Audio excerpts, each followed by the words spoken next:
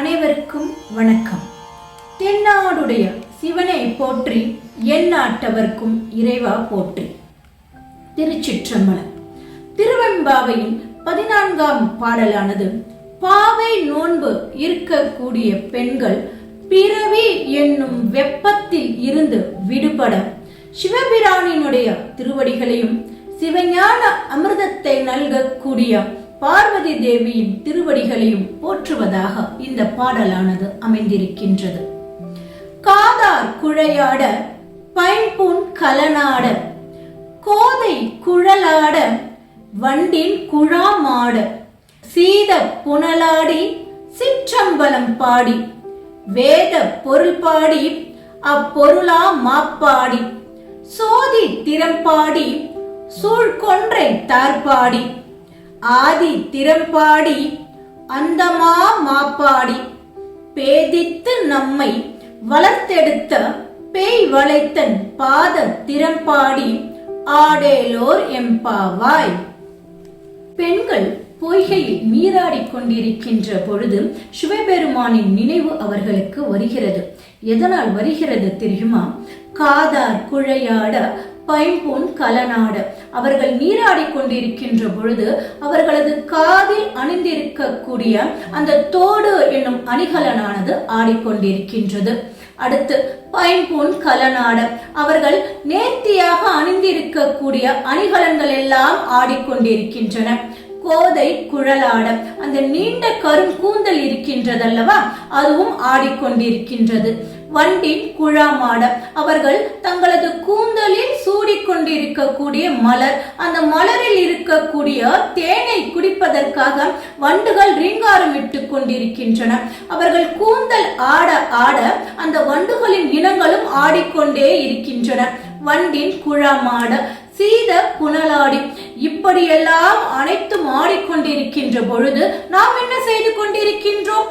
நீராடி கொண்டிருக்கின்றோம். இப்படி எல்லாம் ஆட ஆட என பெண்கள் நினைக்கின்ற பொழுது தில்லையில் இருக்கக்கூடிய ஆடல் அரசனின் ஞாபகம் அவர்களுக்கு வந்து விட்டதாம். எனவே தான் இங்கு மாணிக்க வாசகர் சிற்றம்பலம் பாடி, சிற்றம்பலத்தில் ஆடல் அரசனாக நடராஜராக இருக்கக்கூடிய எம்பெருமானினுடைய புகழை பாடி என்கின்றார். சீத புனலாடி சிற்றம்பலம் பாடி. சரி, அங்கு இருக்கக்கூடிய எம்பெருமான் எப்படிப்பட்டவனாக இருக்கின்றான்? ஆடல் அரசனாக மட்டுமா இருக்கின்றான்? இல்லை, வேத பொருள் பாடி வேதமாக இருக்கின்றான். அப்பொருளா மாப்பாடி, வேதத்தின் பொருளாகவும் அவன் இருக்கின்றான். வேதங்களின் நாயகனாக அவன் இருக்கின்றான். சோதி திறம்பாடி, சோதி வடிவமாக இருக்கின்றான். திருவண்ணாமலையில் எம்பெருமான் ஜோதி வடிவத்தில் தான் காட்சி தருகின்றார். எனவேதான் அது அக்னி தலமாக இருக்கின்றது. பொதுவாக சிவபெருமானை முச்சுடர் வேந்தன் என அழைப்பது உண்டு.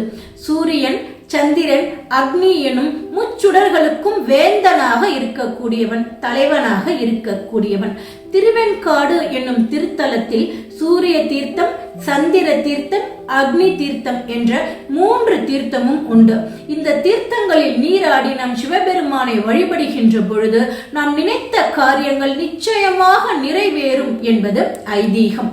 ஜோதி திறம்பாடி சூழ்கொன்றை தார்பாடி, அதாவது அந்த சிவபெருமான் தன்னுடைய திருமுடியில் அணிந்திருக்கக்கூடிய கொன்றை மலர் மாலையின் சிறப்பினையும் பாடி ஆதி திறம்பாடி, இவ்வுலகத்திற்கே முதன்மையாக இருக்கக்கூடியவன் அல்லவா, அந்த சிவபெருமானை பாடி அந்தமா மாப்பாடி, முதலாக மட்டுமா இருக்கின்றான்?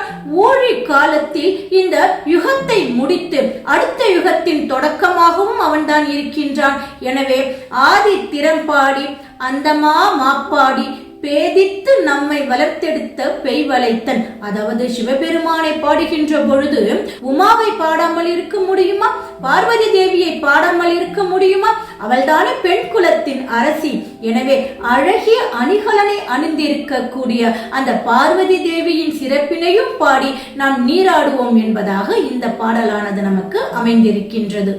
அதாவது ஒரு மனிதன் பிறப்பின்மை என்னும் நிலையை அடைய வேண்டும் என்றால் முதலும் முடிவும் இல்லாத சிவபெருமானையும் சிவஞான அமிர்தத்தை வழங்கக்கூடிய பார்வதி தேவியையும் வழிபட்டு தூய மனதுடன் அவர்களை பிரார்த்திக்க வேண்டும் என்பதுதான் இப்பாடலின் பொருள்.